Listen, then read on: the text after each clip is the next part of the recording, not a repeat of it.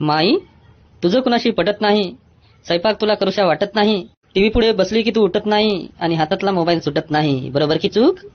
अगे माय, हो हो बाबाजी, बरोबर आहे बरोबर आहे. माई, तू घरच्यांवर लावते जीव, पण तुझी कुणी करत नाही कीव. नवरा तुझा भाग्यवान, कीर्तिवान, गुणवान, कार्यवान, पण पिऊन आला की त्याचं जातं भान. जास्त काही पित नाही, पण गटारीत पडल्याशिवाय राहत नाही. बरोबर की चूक माई? अगदी बाबाजी, बरोबर आहे बरोबर आहे, 100% बरोबर आहे तुमची गोष्ट. जमलं काम आता हिच्याकडून काढतो 5-50. खर्च पाण्याचे निघून जाते, चहा पाण्याचे. घरात भांडणं असतात, किरकिऱ्या असतात, पण तुझ्या जीवनातून माई हे भांडणं मिटणार आहेत आता, आणि किरकिऱ्या पण मिटणार आहेत. फक्त एक काम कर, भांडणं सुरू झाले का तुझ्या तोंडात एक गुळाचा खडा ठेव.